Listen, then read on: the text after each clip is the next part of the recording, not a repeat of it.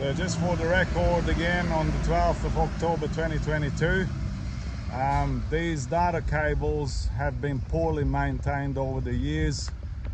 Next to this old tip site on Market Road, Brooklyn, we've been using the site for a container park. You can see how much slack the other lines have got, and over our gate, obviously overnight, somehow with the winds and the rain, the cable must have dropped, and as my side loader with only a 40 GP, being well below and under 4.3 meters overall, basically brought down the data cable.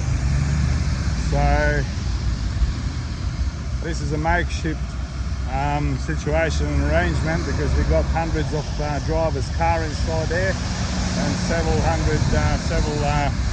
semis parked in here. So this way we supported the data cable with some natural fiber ropes, so they're not conducting. Same on that side as well. And then while we were trying to stay 3.7 meters away from a street power cables and lines, I used my crane truck to prop up the data cable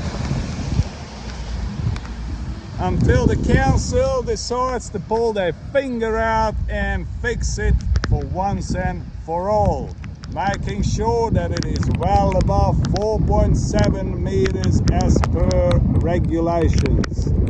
Goodbye.